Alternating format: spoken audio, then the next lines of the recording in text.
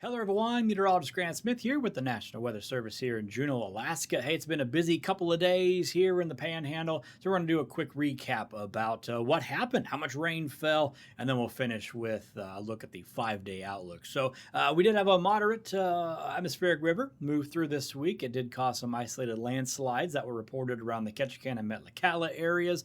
Heavy rain was reported in the southern third of the Panhandle, but still saw some records broken farther into the northern regions. We'll get into that here in just a few slides. So far, we did have some gales to near gale force winds reported in the south as well. And then those breezy conditions moved to the north. I know here in Juneau, we were seeing those gusty winds later on in the evening hours. And we did see some river rises, and we did have some minor flooding ongoing there in the Ward Lake area. And then also near Petersburg, we had a report of some flooding. So let's take a look at the satellite view. This is just going to be a loop of the GOES satellite, both the a mixture of the day-night combo, and then also the what they call a sandwich composite, which is the visibility and the infrareds. But you can see at the very beginning of the loop right there, all that moisture just getting pushed right into the Panhandle, bringing all that heavy rain and those winds to the area. At the very end of the loop, it starts to swing this way, and that's that front moving through, pushing all that heavy rain out of the area, bringing us the drier conditions, more showery weather that we are seeing right now. So moving on to the other satellite view, bigger view, seeing the total precipitable water, or just how much moisture is embedded in the atmosphere. And this is kind of where we can highlight where atmospheric rivers are. There you can see just that band of that heavier rain just get pushing right into the Panhandle. And at the very end, that front swings through, pushing it all into the Canada, a little farther into Canada. Either way, very impressive loop over the past couple of days, so very impressive. So let's keep going here. So now we're looking at the surface chart to recap. I'm going to quickly go back and forth between them all. So we're starting with the morning of the 28th. The low pressure just sitting in the Gulf, going to the afternoon hours. It moved to the north a little bit, but it's kind of swinging around. And then the evening hours, that low continue. Oh, there we go. Keeps swinging to the kind of the west. So back up a little bit. There you can kind of see the evolution over those three charts.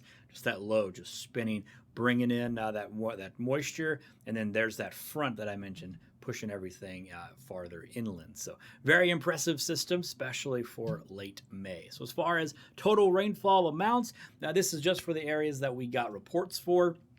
The active stations, if you've got your own little station, you might have had some rainfall amounts a little bit different than that, but we just didn't get them. They didn't get it in time. So if you would like to volunteer some of that data, you're welcome to contact us at juneau.weather, noaa.gov. We'd be happy to get that data from you. But Ketchikan coming in at almost 8 inches of precipitation for both days, both the 27th and the 28th. So there's a look at the recap amounts for just May 27. Once again, this is just the active stations. The ones that are highlighted in red, those are the ones that broke the 24-hour record for just May 27th. So Ketchikan coming in there, 4.40 inches at the airport.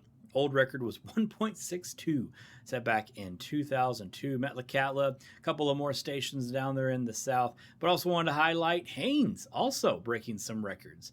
0.19 there at a half mile to the northeast, at their old record 0.05.